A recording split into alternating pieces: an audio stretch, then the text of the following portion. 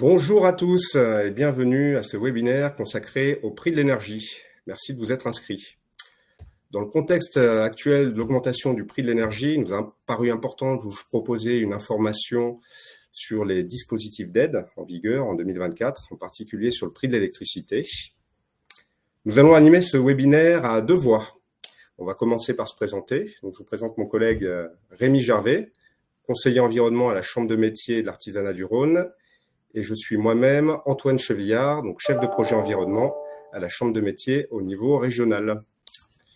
Ce webinaire comprendra trois grandes parties.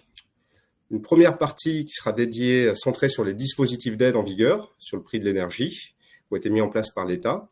Ils ont évolué depuis le début de l'année, donc nous allons vous présenter rapidement les dispositifs, les conditions d'éligibilité et également les démarches à suivre. Nous aurons une seconde partie qui sera consacrée donc au levier que vous avez pour optimiser votre coût de fourniture, et notamment en particulier en travaillant sur les contrats de fourniture, la négociation, l'optimisation des options. Et une troisième partie où nous vous présenterons les dispositifs d'accompagnement que nous pouvons vous proposer. Donc, ce webinaire a été programmé volontairement sur un temps court, afin de faciliter l'accès au plus grand nombre sur la pause déjeuner. En revanche, nous devrons être concis, nous ne serons pas forcément exhaustifs. Vous êtes nombreux à vous être connectés avec des secteurs d'activité, des problématiques différentes. On ne pourra pas forcément traiter tous les cas particuliers. En revanche, on pourra vous proposer par la suite de vous recontacter individuellement. Voilà, si vous avez une problématique particulière, s'il y a des questions qui n'ont pas pu être traitées, ou tout simplement si vous souhaitez être accompagné. On fera un sondage en fin de webinaire pour connaître ceux d'entre vous qui souhaitent être contactés et sur quels besoins. Donc, merci d'y répondre. Je rappelle qu'il y a un onglet questions dans le chat. Donc, n'hésitez pas à poser vos questions. Nous garderons 10-15 minutes à la fin pour y répondre. Je précise également que ce webinaire sera accessible en replay et que nous vous enverrons le support de présentation. Une dernière étape administrative avant de commencer. Rémi va vous envoyer le lien de signature électronique de votre participation au webinaire. Donc voilà, merci d'y répondre. On va attendre 30 secondes que tout le monde ait pu signer avant de commencer.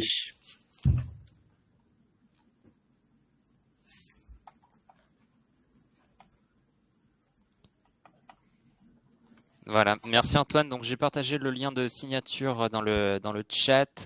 Si vous pouvez signer votre présence, on vous remercie. Ensuite, je vous propose donc d'attaquer indirectement, de rentrer dans le vif du sujet avec donc l'évolution des dispositifs d'aide énergie, donc celles qui ont été mis en place là ces dernières années, et également donc l'évolution pour cette année à venir. Donc tout d'abord, un rapide rappel du bouclier tarifaire, qui était un dispositif donc qui a été mis en place par l'État, qui va être prolongé donc jusqu'en 2025 pour les puissances inférieures ou égales à 36 kVA. Donc ça a concerné vraiment les entreprises donc qui ont moins de 10 salariés équivalent temps plein et moins de 2 millions d'euros de chiffre d'affaires. Donc le bouclier tarifaire, il fixe le prix unitaire du kilowattheure à environ 19 centimes d'euros hors taxe. Pour en bénéficier, donc faut avoir une offre en tarif réglementé chez EDF ou une offre indexée sur ces fameux tarifs réglementés. À noter qu'on a annoncé donc une augmentation de 10% du bouclier tarifaire pour 2024, mais ça, ce sera une augmentation globale sur tous les contrats d'électricité. Ces 10%-là, en fait, ils concernent l'évolution de la TICFE, donc qui est une taxe sur l'énergie, sur l'électricité, dont on abordera quelques slides par la suite. Aussi, un autre dispositif d'aide, donc c'est le fameux plafond à 280 € hors taxe en moyenne sur l'année par mégawattheure. Donc ça va être prolongé également jusqu'au 31 décembre 2024. Ça concernera aussi les petites puissances, donc inférieures à 36 kVA. Donc il n'y aura pas de limite de puissance. En revanche, il concerne seulement les entreprises de moins de 10 ETP et moins de 2 millions d'euros de chiffre d'affaires et avoir eu un contrat signé avant le 30 juin 2023. Ensuite, il y a également deux autres dispositifs. Donc l'amortisseur que vous connaissez probablement déjà. L'amortisseur concerne donc les puissances donc supérieures à 36 kVA. Pour rappel, l'amortisseur, en gros, il prenait en compte une certaine partie de votre prix d'électricité si vous dépassiez un certain palier. Ce fameux palier en 2023, c'était les 180 € le mégawattheure. Donc, si vous dépassiez ce prix, l'amortisseur rentrait en jeu et prenait en compte un certain montant de votre prix de l'électricité. Donc, il sera maintenu en 2024, mais avec quelques évolutions, notamment le fameux taux de couverture, donc qui était de 50% l'année dernière, qui va être de 75% cette année. Donc, c'est plutôt une bonne nouvelle. L'amortisseur prendra en compte une plus grande partie donc, de l'augmentation du prix de l'électricité. À noter également qu'il n'y a plus de plafond. C'est-à-dire qu'avant l'amortisseur, donc il s'arrêtait, voilà, il avait un montant maximum. Là, il n'y aura plus de plafond, donc il prendra en compte une plus grande partie de l'électricité si jamais votre prix est assez élevé. En revanche, l'amortisseur, donc le seuil de déclenchement a été relevé à 250 € le mégawattheure. Auparavant, il était de 180 €, là il sera à 250, c'est-à-dire qu'il se déclenchera qu'à partir de 250 € le mégawattheure. Donc il n'y a aucune démarche à faire hein. Si vous l'aviez déjà eu l'année dernière, ça se prolongera de manière automatique. Sinon, si vous êtes éligible, il y aura donc une attestation à envoyer à votre fournisseur si vous ne l'aviez pas déjà. Voilà. À noter aussi que l'aide elle est appliquée de manière automatique. Donc vous pouvez le voir donc directement sur votre facture, ce fameux montant de l'amortisseur. Ensuite, un autre dispositif d'aide donc, qui est peut-être un peu plus complexe, qui a été mis en place l'année dernière, c'est le guichet d'aide, qui était donc un dossier à faire sur le site des impôts et qui permettait donc d'être remboursé directement sur votre compte entreprise de la part donc des impôts si jamais vous aviez donc des factures d'énergie trop élevées. Il y avait deux conditions. Donc c'est une augmentation de 50% de votre prix de l'énergie par rapport à la période de référence de 2021 et que votre prix de l'énergie représente plus de 3% de votre chiffre d'affaires par rapport à la période de référence de 2021. Donc cette aide-là, elle était en cours pour 2023. C'est encore possible de déposer donc des demandes de dossiers pour les périodes septembre-octobre 2023 et novembre-décembre 2023. Et pour 2024, donc elle ne sera pas prolongée, hormis pour les entreprises de taille intermédiaire, donc plus de 250 salariés, donc ce n'est pas vraiment la cible artisanale.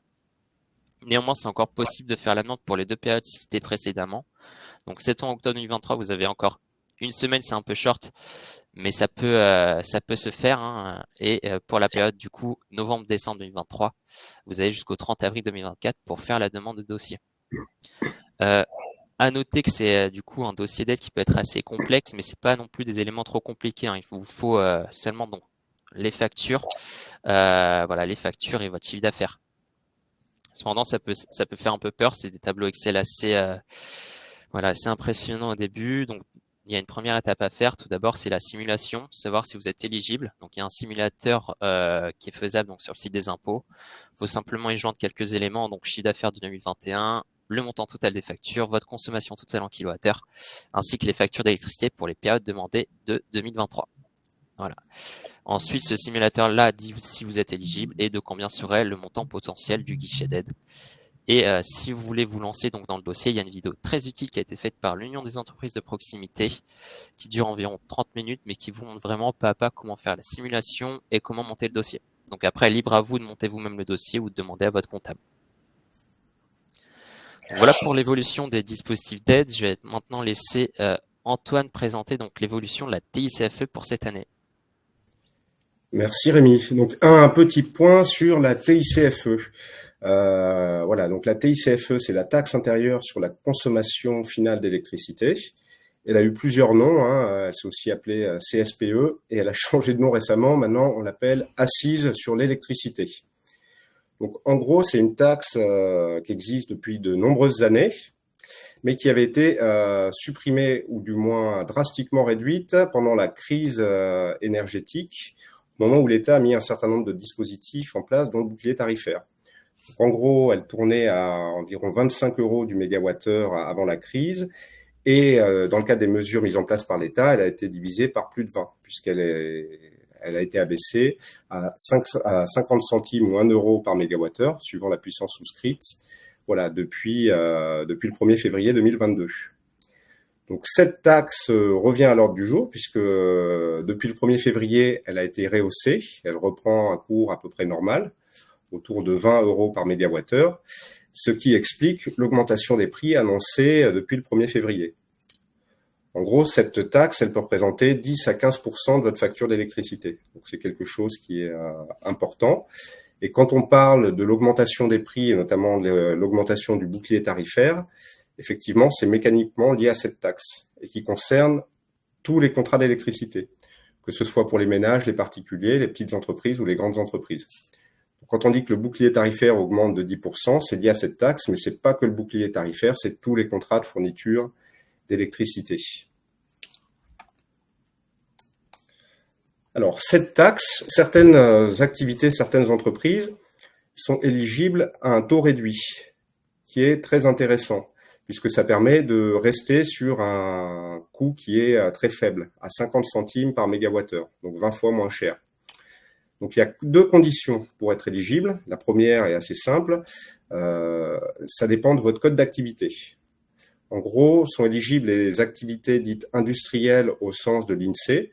Donc, si vous avez un code d'activité compris entre 0510Z et 3900Z, vous remplissez le premier critère.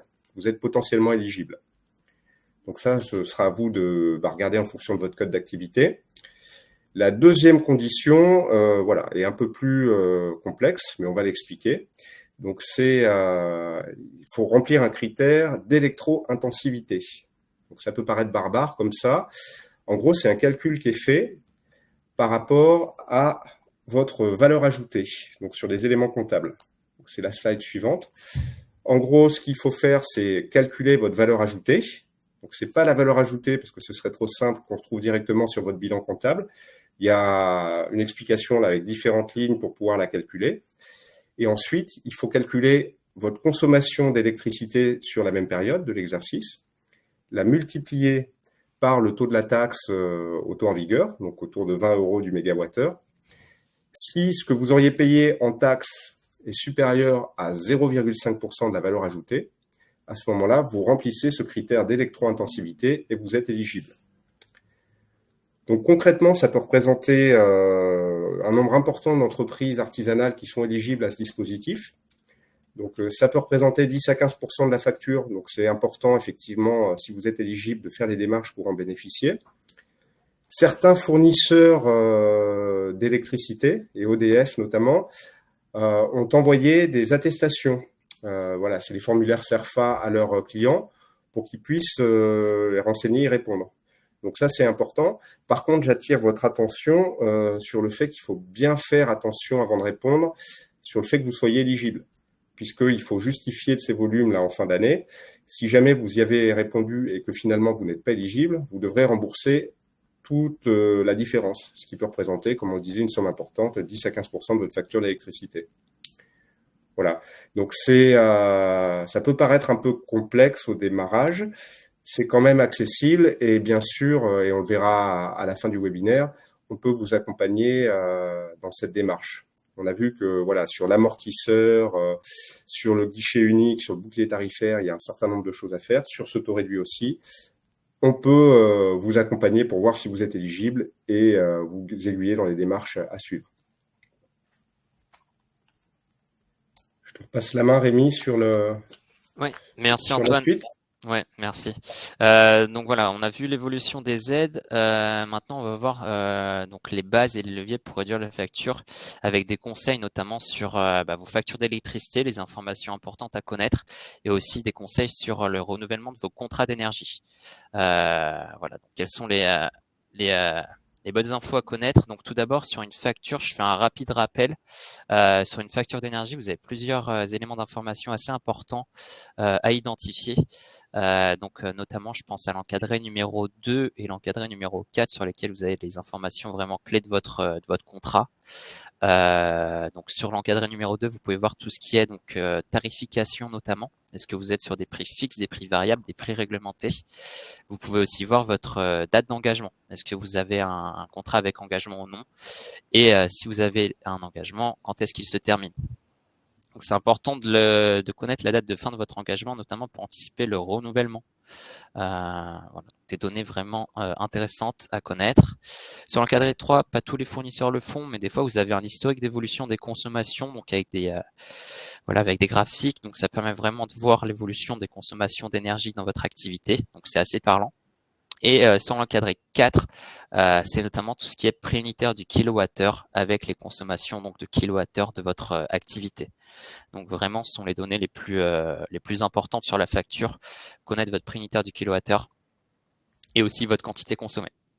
Et ensuite, sur l'encadré numéro 5, ça va être tout ce qui est taxes et contributions avec cette fameuse TICFE notamment.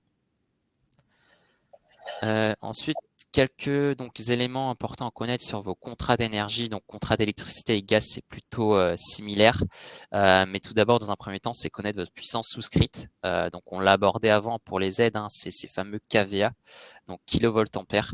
Ça va déterminer votre type de contrat. Donc, inférieur ou égal à 36 kVA, on parle de tarif bleu, par exemple. C'est notamment les contrats qui bénéficient du bouclier tarifaire. Et tout ce qui est supérieur à 36 kVA, ça va être ce qui est donc tarif jaune. Donc là, les contrats supérieurs à 36 kVA, c'est voilà, faut prendre plus de temps pour les comparer. Mais en tout cas, vous avez également des dispositifs d'aide là-dessus. C'est important de savoir où vous vous situez. Aussi, c'est important de connaître les options souscrites pour votre contrat. Est-ce que vous avez les options heure pleine, heure creuse, par exemple? On verra par la suite à quel moment c'est intéressant de l'avoir. Quel est votre coût d'abonnement, la durée d'engagement de votre contrat et votre tarification aussi. Est-ce que vous êtes sur des prix réglementés, des prix de marché, des prix variables, des prix fixes? Voilà, c'est important de savoir quel type de contrat et quel type de tarification vous avez. Et enfin, suivant aussi votre durée de contrat, connaître les conditions de renouvellement. Est-ce que ça se fera de manière automatique? Est-ce que vous avez 1 mois, 2 mois de préavis? Et les potentiels frais de résiliation si jamais donc vous décidez de changer de contrat avant la date de fin. Certains frais de résiliation peuvent être assez élevés, donc c'est important de les repérer sur votre contrat avant de changer sur un coup de tête par exemple. Donc ça c'est pour l'électricité. Pour le gaz, on retrouve les mêmes éléments d'information. À noter que pour le gaz, on va parler plutôt de segments, donc T1, T2, T3, T4. Ça va dépendre de votre quantité de kilowattheure consommée. Il n'y a pas de tarif réglementé pour le gaz. Il y a seulement des prix de marché, des prix fixes ou indexés à partir d'un moment donné. Mais c'est néanmoins important de savoir quelle est votre tarification, connaître aussi votre durée de contrat de gaz, les conditions de renouvellement également et les potentiels frais de résiliation aussi. Ensuite, quelques petits conseils pour optimiser votre contrat. Donc, on l'a rapidement abordé, mais savoir une puissance souscrite adaptée à votre puissance utilisée. À savoir que voilà, si vous avez une puissance souscrite qui est sous-dimensionnée, c'est-à-dire trop faible par rapport à ce que vous consommez, vous pouvez être amené à avoir des frais de dépassement qui peuvent être assez élevés. On parle de 10 à 11 euros hors taxe par heure de dépassement. Donc, à la fin du mois, ça peut être assez important.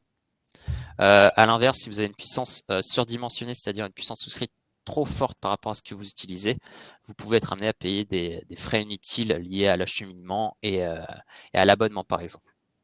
Donc, pour connaître sa puissance, ça se fait de manière assez simple. Si vous avez donc un compteur Linky, par exemple, ou un compte Enedis, vous pouvez voir donc votre puissance utilisée et votre puissance souscrite. Aussi, souvent, la puissance est quand même indiquée sur les dernières pages de vos factures. D'autres petits conseils, donc l'option pleine heure creuse, on l'a vu, mais on estime qu'elles sont avantageuses si au moins 30% de vos consommations ont lieu durant les heures creuses. Voilà. Savoir qu'il y a aussi possibilité de programmer certains appareils pour qu'ils tournent durant les heures creuses afin vraiment de maximiser ce créneau horaire qui est souvent donc moins cher que les heures pleines justement. Aussi, un dernier petit conseil, donc c'est supprimer les services souscrits et les options inutiles sur certains contrats qui peuvent amener à des frais supplémentaires. Je pense notamment à assistance dépannage express. Donc, renseignez-vous bien si vous avez déjà eu l'utilisation de ces options-là, et sinon, voilà, envisagez peut-être de les enlever. Et enfin, on insiste vraiment sur l'importance de faire un suivi de vos consommations, que ce soit vos consommations donc d'énergie mensuellement avec vos factures, mais également sur tout ce qui est mail et courrier fournisseurs. Ça vous permet vraiment d'identifier donc les tendances. Est-ce que les prix vont augmenter, diminuer? Généralement, les fournisseurs sont tenus de vous informer quand les prix augmentent. Et on a vu le cas d'un certain fournisseur qui augmentait les prix et qui laissait un certain créneau mais assez court pour pouvoir résilier sans frais par exemple. Donc vraiment, faites un suivi régulier de tout ce qui est mail, courrier et facture. C'est un des plus importants conseils qu'on préconise.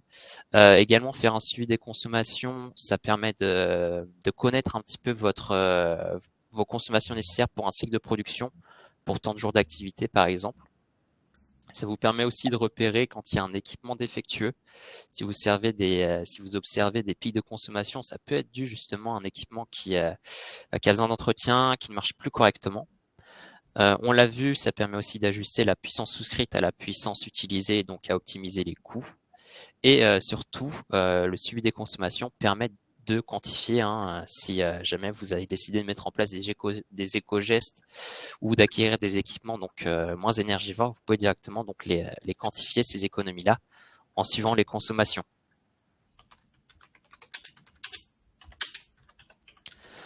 Ensuite, je vais aborder donc la partie négociation de contrat. Donc pour tout ce qui va être renouvellement de contrat, anticiper le renouvellement de contrat, ça va être cette partie-là. À noter qu'il y a des outils très utiles mis en place sur le site du Médiateur national de l'énergie, donc qui est un site de l'État, qui propose donc un comparateur directement des offres et également une liste qui permet de connaître les fournisseurs éligibles sur le secteur géographique. Donc l'outil de comparaison des offres est assez pratique. Néanmoins, il va concerner que les puissances inférieures ou égales à 36 kVA et le gaz pour des consommations allant jusqu'à 300 000 kWh par an.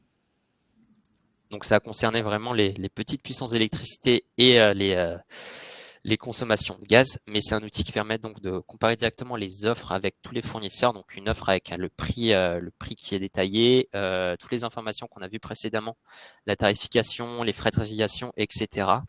Un outil vraiment utile que je vous invite à utiliser pour comparer directement les offres, connaître à peu près les prix qui sont proposés sur le marché. Donc ça concerne les petites puissances. Et pour les puissances supérieures à 36 kVA, vous avez donc la liste des fournisseurs qui permet de connaître donc tous les fournisseurs éligibles sur votre territoire. Et après, c'est à vous donc de les contacter et de leur demander des propositions de contrat. J'ai pas le temps là actuellement de vous présenter l'utilisation de l'outil. J'ai notamment fait une capture d'écran qui vous montre à peu près ce qui est proposé suivant donc la complétion de votre profil. Vous avez juste à mettre votre adresse, votre code postal et votre quantité de kilowattheures consommés en moyenne à l'année, ainsi que votre puissance. Donc là, je l'ai fait pour donc une entreprise sur Villeurbanne avec une puissance de 36 kVA et 26 000 kWh à l'année. Et l'outil m'a présenté quelques offres, donc il y en avait plus d'une trentaine. Et si vous aviez donc les offres, parmi les premières proposées, avec le prix donc lié à la consommation et à l'abonnement hors taxe sur 12 mois. Donc voilà, on peut voir directement des offres proposées par Engie, EDF, TNF, Energii, mais également tout un panel de fournisseurs. Et si on va dans les détails, on a toutes les infos sur ce qui est donc frais de résiliation, date d'engagement, conditions de renouvellement, etc. C'est vraiment très parlant pour comparer les offres.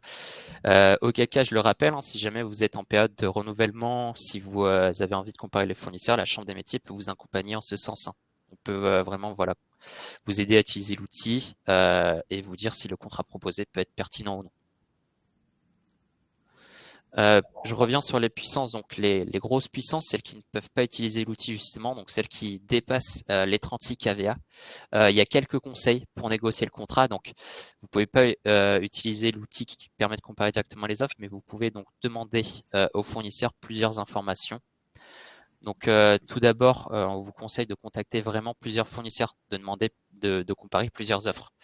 Ça vous permettra vraiment d'avoir le choix, on va dire.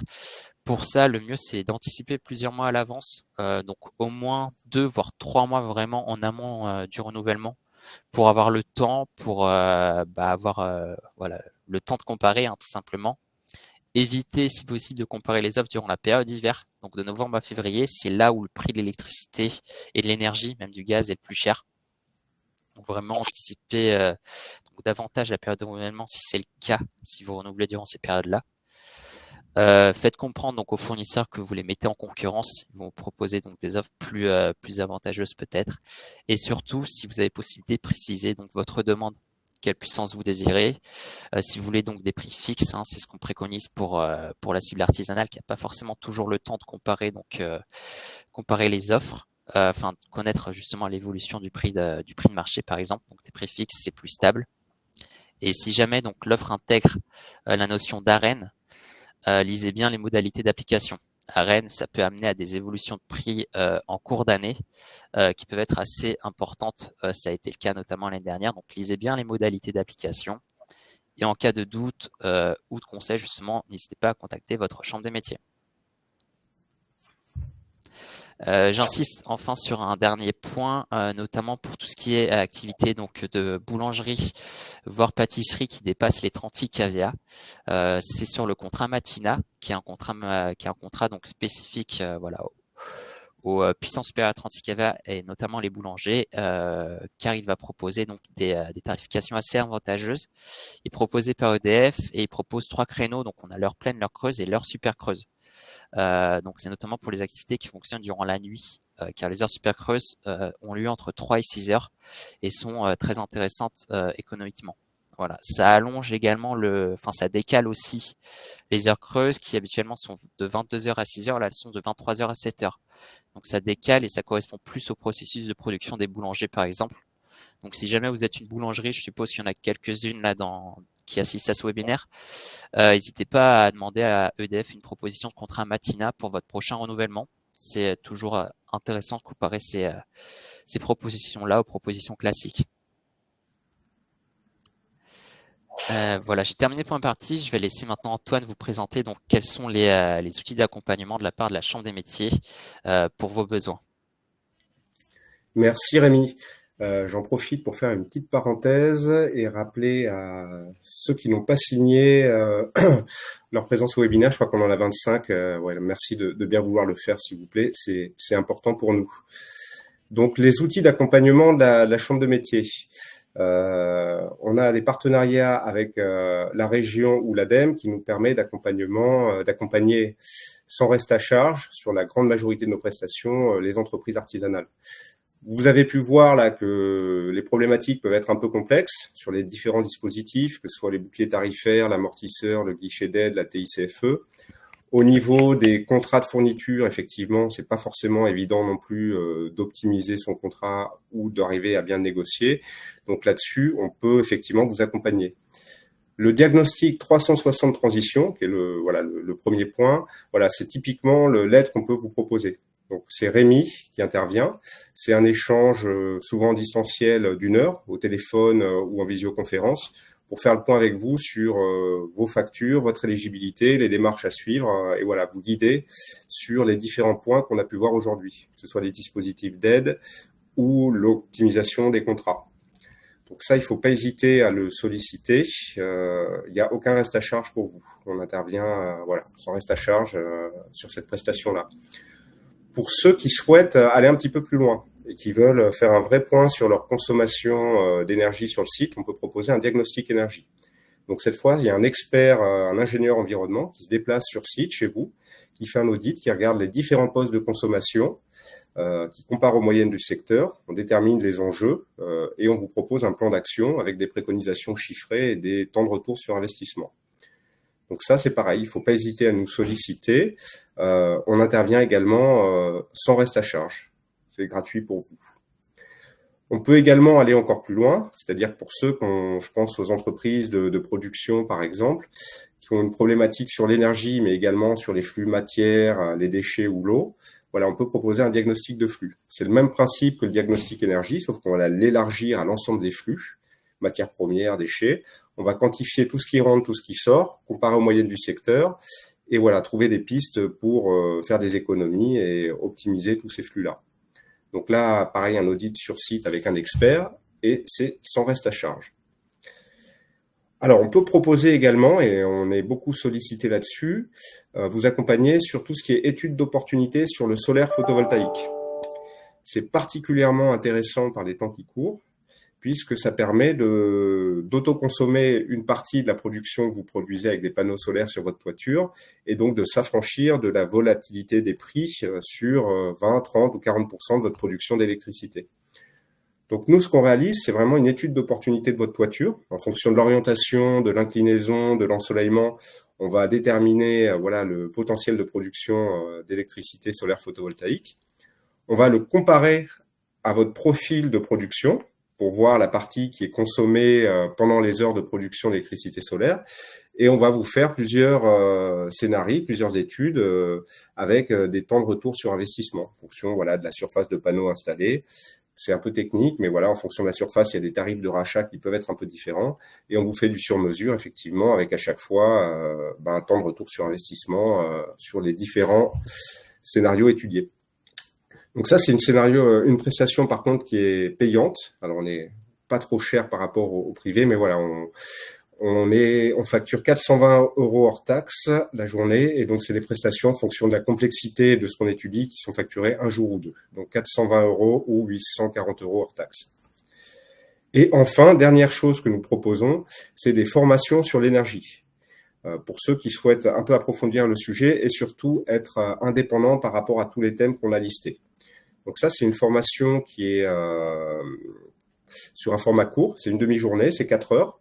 Il n'y a pas de reste à charge pour les travailleurs non salariés, donc c'est pris en charge par les fonds de formation. Et ça se veut très pratico-pratique, c'est-à-dire que vous venez avec vos factures, on étudie tout ensemble, vos contrats, on regarde comment on peut les optimiser, si vos coûts sont compétitifs, les dispositifs d'aide auxquels vous êtes éligible, surtout on vous apprend à le faire pour que vous puissiez être autonome derrière. Et il y a également un volet sur les consommations. Donc, on connaît, nous, les consommations des grands secteurs, donc les préconisations génériques, et on fait le point avec vous sur là où vous en êtes, les pistes d'amélioration, et on construit ensemble votre plan d'action, et on vous aide à le mettre en place. Donc ça, c'est des formations qui vont être déclinées sur tous les départements. Donc, si vous êtes intéressé, n'hésitez pas à nous le faire savoir. Je vois qu'il est 13h01, donc on a tenu les délais. On va vous proposer un petit sondage pour voir justement sur quels besoins on pourrait vous accompagner.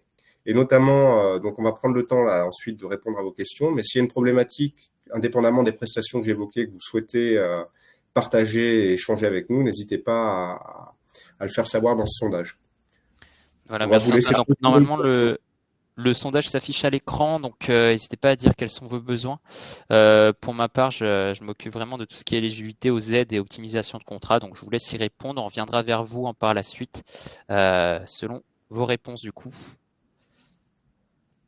Un peu, donc normalement, voilà, il y a déjà les réponses qui arrivent, donc très très bien, ça marche. Je propose Antoine qu'on réponde peut-être aux questions avec le temps qu'il nous reste. Je crois qu'on a jusqu'à 13h15, il me semble. Donc dans l'onglet questions, n'hésitez pas à les reposer. J'insiste encore une dernière fois avec le lien de signature et du sign pour ceux qui ne l'ont toujours pas fait. Voilà, je le remets rapidement dans le chat. Si vous pouvez le signer. Tac. C'est bon. Et donc, ensuite, concernant les questions, tac. On va les prendre peut-être par ordre d'apparition. Ouais, par ordre d'apparition, ça peut être très bien. On va commencer par la question de Baptiste Brochet. Bonjour, avez-vous des conseils pour exonérer les charges variables sur les factures ? Donc, pour l'exonération des charges, il n'y en a qu'une possible, et c'est vraiment la TICFE qui s'appelle maintenant Assise sur l'énergie, et c'est ce qu'on a développé ensemble. Donc, il faut regarder vraiment si vous êtes éligible en fonction de votre code APE, et ensuite le critère de l'électro-intensivité. Voilà, et donc ça peut faire office d'un accompagnement, pardon Antoine. Vas-y, exactement, c'est ce que j'allais dire, on peut vous accompagner là-dessus. Voilà, donc ça, on reviendra vers vous si vous avez demandé donc voilà dans le sondage, ou même vous avez nos adresses mail en dessous du slide, donc n'hésitez pas à les noter, à revenir vers nous si besoin. Dans tous les cas, on peut vous accompagner pour tout ce qui est donc éligibilité aux aides, optimisation du contrat, etc. Je vois une question d'Hicham, ce que vous proposez est valable uniquement si on est abonné chez EDF. Ça, c'était pour le contrat Matina seulement. Sinon, tous les autres fournisseurs sont trouvables sur les outils que j'ai présentés précédemment. D'autres fournisseurs proposent aussi des contrats très avantageux. C'est pour ça que je vous invite vraiment à comparer plusieurs offres chez plusieurs fournisseurs aussi. Et pour rebondir, Rémi, là, tous les dispositifs d'aide qu'on a présentés sont valables quel que soit le fournisseur, que ce soit la TICFE, l'amortisseur ou autre. Il y a uniquement le bouclier tarifaire, effectivement, qui est réservé aux tarifs réglementés chez EDF, qui est le tarif qui est le même que pour les particuliers, pour les entreprises de moins de 10 salariés avec un chiffre d'affaires de moins de 2 millions d'euros. Et Tout le même reste, le bouclier tarifaire, un certain fournisseur propose des tarifs indexés sur ce dernier. Donc, faut pas forcément être seulement chez EDF. Il y a d'autres fournisseurs qui le proposent aussi. EDF, c'est vraiment celui de référence. Pareil, Elodie Denise, je vois, pour l'outil de comparaison fournisseur, encore une fois, comment est-ce qu'on fait si on a plusieurs bâtiments? Donc, si vous avez plusieurs bâtiments, vous pouvez l'utiliser donc pour chacun de vos bâtiments. Voilà. L'outil s'utilise vraiment pour la référence d'un contrat et en général, un contrat correspond à un bâtiment. Donc, il faudra faire plusieurs comparaisons. Et vous avez probablement également plusieurs contrats, je suppose. Donc, il faut le faire pour chacun d'entre eux. alors, nous avons une question de Margot Cour. Je suis en tarif jaune et depuis l'été dernier, EDF m'a automatiquement informé que je bénéficie de l'amortisseur. Pourtant, je paye plus cher que quand je n'en bénéficiais pas. Alors ça, effectivement, c'est deux choses. Quand vous avez eu un contrat par renouvellement tacite avec EDF, il est possible qu'il y ait eu une augmentation importante, indépendamment de l'amortisseur.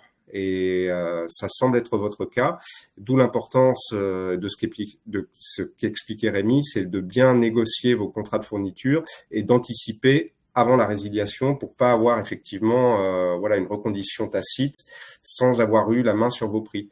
Donc là, ce qu'on vous invite à faire, c'est à nous contacter et notamment à contacter Rémi pour qu'on fasse le point sur vos contrats et qu'on voit comment on peut faire pour essayer de minimiser l'augmentation que vous avez subie. Je vois aussi pas mal de questions sur la cumul activité pro avec particulier. Donc ça, si vous avez un contrat qui réunit à la fois votre maison et votre activité professionnelle, au niveau des aides, donc enfin ça dépendra du coup sur qui c'est rattaché. Si c'est un contrat particulier, donc pour les aides, vous avez le bouclier tarifaire qui est automatique. Donc voilà, il n'y a pas d'autres demandes à faire. Pareil pour les contrats particuliers, vous pouvez aussi utiliser les outils présentés précédemment sur la comparaison directement des offres. Vous pouvez comparer les offres en tant que particulier aussi.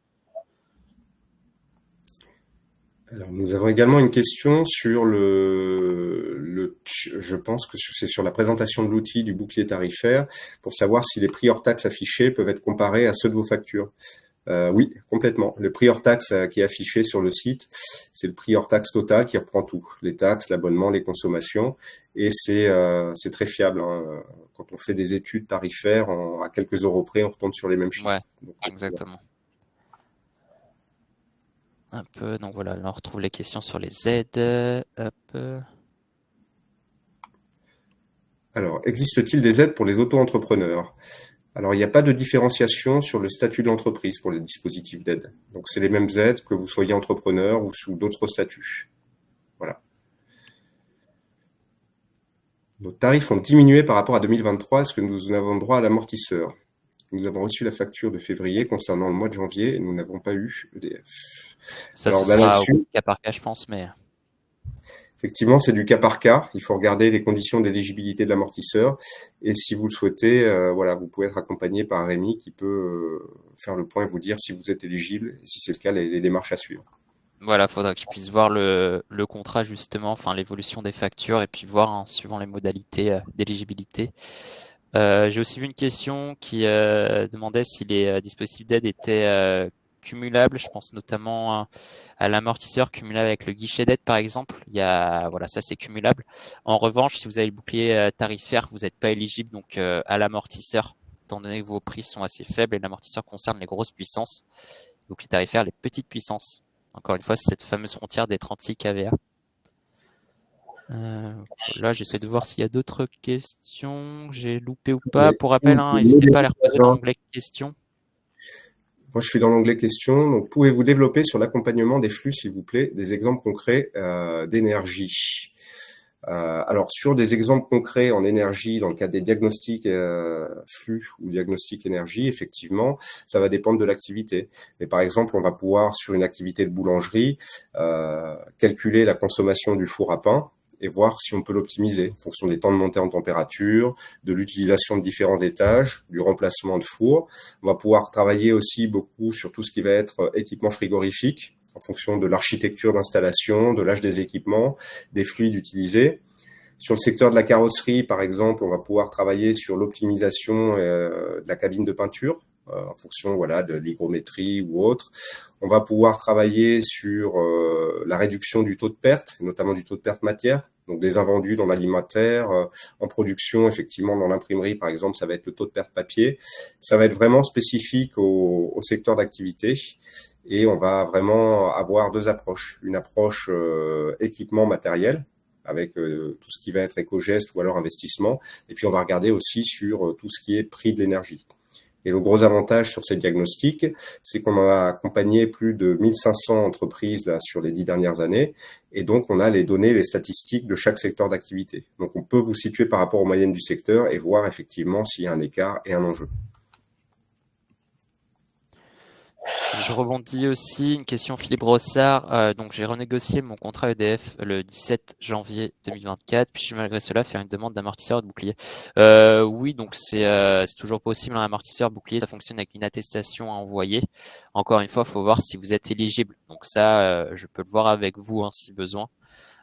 Sur votre contrat et votre facture, je pourrais voir donc si vous êtes éligible à ça. Et ensuite, donc, voilà, vous dire la marche à suivre pour faire la demande. Alors, peut-on demander un remboursement de la TICFE sur 2023? Alors, non, pour la bonne et simple raison qu'en 2023, tout le monde avait un taux de TICFE ultra réduit. Que ce soit les particuliers entreprises, le taux était à 0,5 ou 1 euro du mégawattheure. Donc, il n'y a pas de demande possible.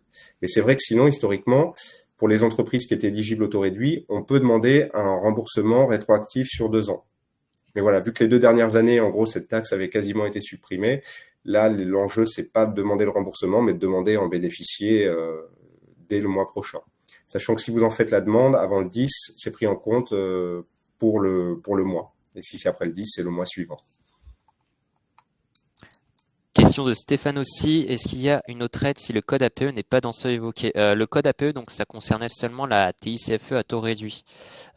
Sinon, il y a toujours, bien sûr, l'amortisseur qu'on a vu qui est éligible, le bouclier tarifaire et voilà, notamment.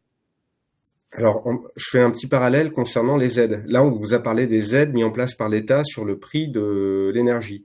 Après, sur l'énergie au sens plus large, il y a d'autres aides qui sont mises en place plus sur des investissements qui permettent de réaliser des économies. Il y en a sur la mobilité, sur les véhicules, il y en a sur l'investissement, notamment il y a des aides qui étaient mises en place par la région. Et là, c'est pareil. Nous, on peut vous accompagner en fonction de vos projets et des investissements pour savoir s'il y a des aides éligibles et vous aider à vous accompagner pour monter les dossiers. Mais là, c'est tellement spécifique en fonction des territoires ou des secteurs d'activité, parce qu'il y a des aides aussi mises en place par des communes, que voilà, il faut vraiment nous contacter, c'est du cas par cas. C'est ça, du cas par cas et si possible, anticiper vraiment vos travaux quelques mois en avance si possible pour qu'on ait le temps de monter les dossiers d'aide et d'étudier donc les conditions, encore une fois, des dossiers qui peuvent parfois prendre quelques temps.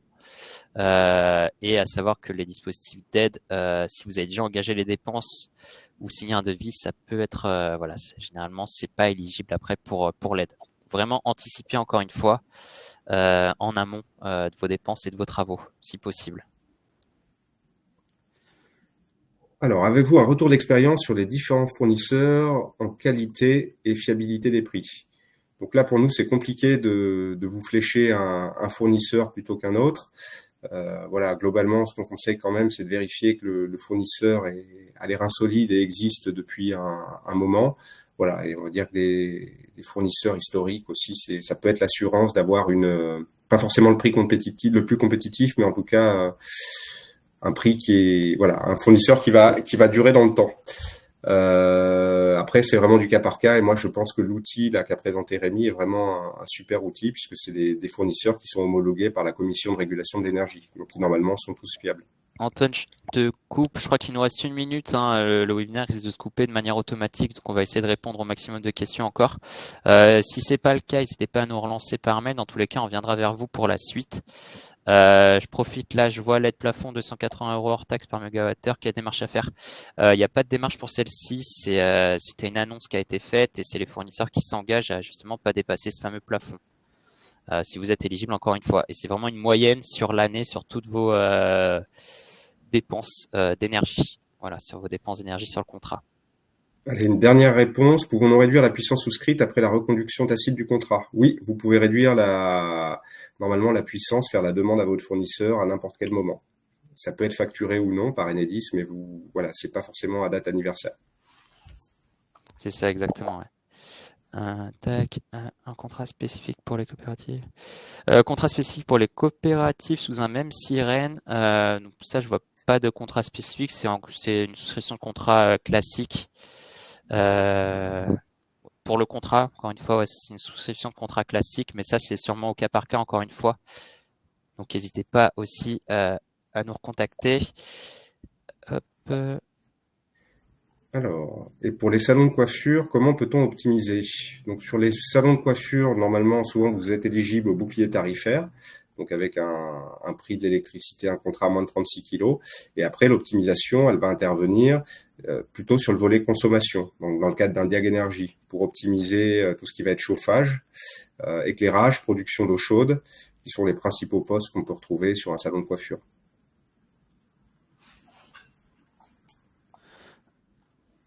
Ah, une question sur les eaux de pluie. Ça me permet justement de faire le lien entre les eaux de pluie et la coiffure. Nous proposons un webinaire le 4 mars sur le même format qui est dédié aux coiffeurs et justement pour trouver des solutions pour réduire la production d'eau, la sobriété hydrique, la vulnérabilité en cas d'arrêté sécheresse. Donc voilà, n'hésitez pas là aussi sur l'eau dans le salon de coiffure, vous pourrez avoir des informations.